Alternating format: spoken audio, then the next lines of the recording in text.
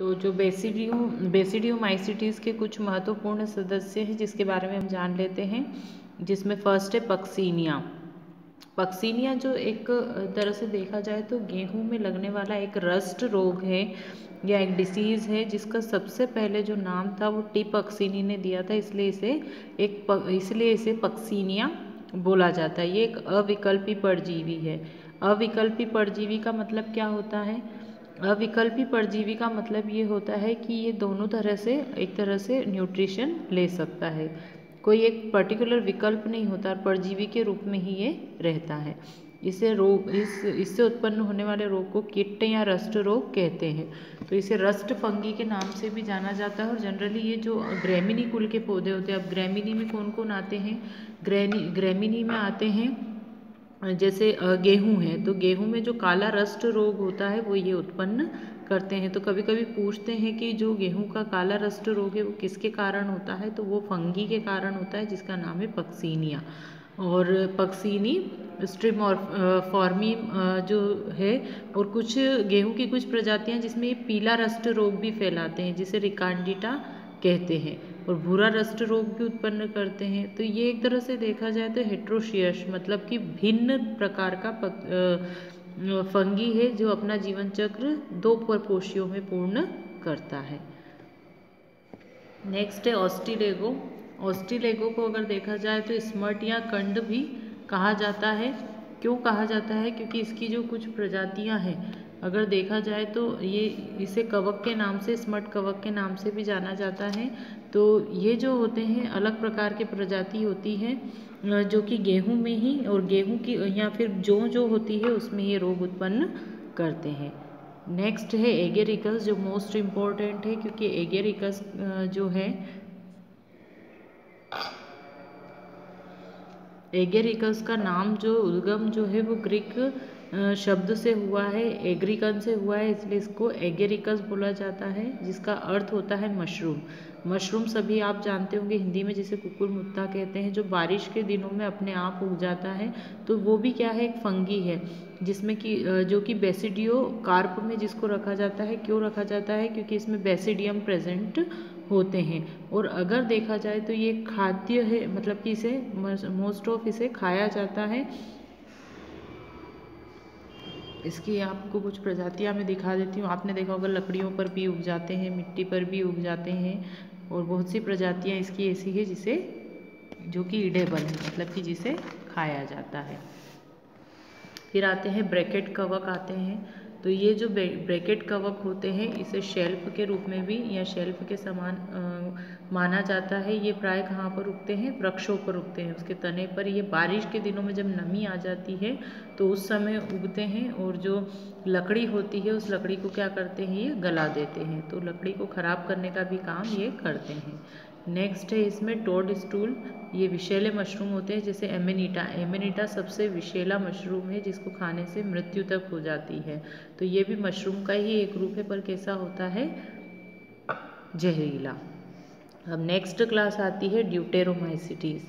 ड्यूटेरोमाइसीटीज़ में अगर हम देखें तो इस तरह के ये हायर क्लास के एक तरह से फंगी है। तो इनमें क्या होता है? एसेक्सुअल रिप्रोडक्शन जो होता है, या तो अपूर्ण अवस्था में अज्ञात रूप से होता है, या फिर जो होता है इसमें पूर्णतः अनुपस्थित होता है।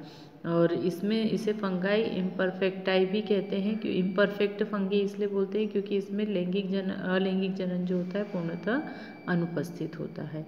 अगर हम इसके कैरेक्टर देखें तो इसमें भी कवक जाल जो होता है पूर्णतः विकसित होता है। सुशाखित पट्टयुक्त इसमें कवक जाल होता है। ये मृतजीवी एवं परजीवी दोनों प्रकार के होते हैं, ये मैं आपको बता चुकी हूँ इसका मतलब क्या होता है। और ये इंट्रासेल्युलर और इंटरसेल्युलर दोनों प्रकार के कवक जाल बनाते हैं। इंट्रासेल्युलर और इंटरसेल्युलर भी मैंने बता दिया है आपको। इनमें जनन जो होता है अगर अलैंगिक विधि से होता है, और लैंगिक अवस्था पूर्णतः इसमें अनुपस्थित होती है, मतलब इसमें अलैंगिक जनन अनुपस्थित होता है, और लैंगिक जनन इसमें अनुपस्थित होता है। और अलैंगिक जनन किसके द्वारा होगा? अगर होगा भी तो कोनिडिया के द्वारा होता है। तो इसके कुछ महत्वपूर्ण सदस्य हैं, जैसे कि कोलेटोट्राइकम। कोलेडोट्राइकम एक ऐसा पैरासाइट है जो कि गन्ने में सबसे ज़्यादा रोग उत्पन्न करता है। आपने देखा होगा गन्ने में रेड कलर की धारियाँ बन जाती है अंदर की तरफ। अगर हम गन्ने को तोड़ते हैं तो उसके अंदर क्या होता है, धारियाँ उत्पन्न हो जाती है, जिससे कि जो गन्ना होता है वो सड़ जाता है। इसे लाल विल्गन रोग भी कहते हैं, जो कोलेडोट्राइकस फलकैटम के कारण होती है।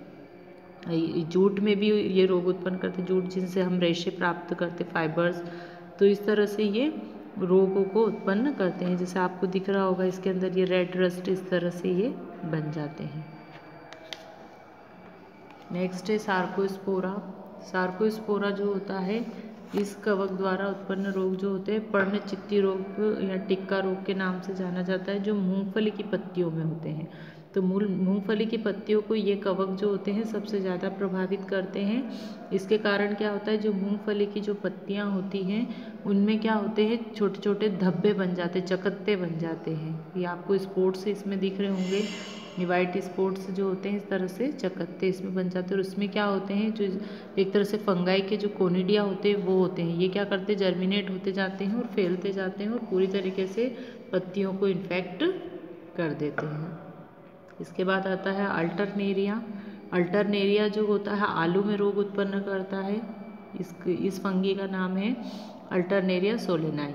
तो ये क्या करता है, आलू में अंगमारी रोग उत्पन्न करता है, जिससे आलू के पत्ते में ब्लैक कलर के स्पॉट बन जाते हैं। ये ब्लैक कलर के स्पॉट आपको दिख रहे होंगे पत्तियों में। अब चूंकि इसमें पत्तियों को अगर इन्फेक्ट कर रहा है ये, तो अगर पत्तियाँ इन्फेक्ट हो गई तो क्या होगा, पत्तियों के इन्फेक्शन से जनरली अगर देखा जाए तो फोटोसिंथेसिस की प्रक्रिया रुकती है और फूड का फॉर्मेशन रुक जाता है, मतलब भोज्य पदार्थों का निर्माण की प्रक्रिया रुक जाती है, जिसके कारण क्या होता है कि जो फल होते हैं वो फल कम मात्रा में बनते हैं, है ना।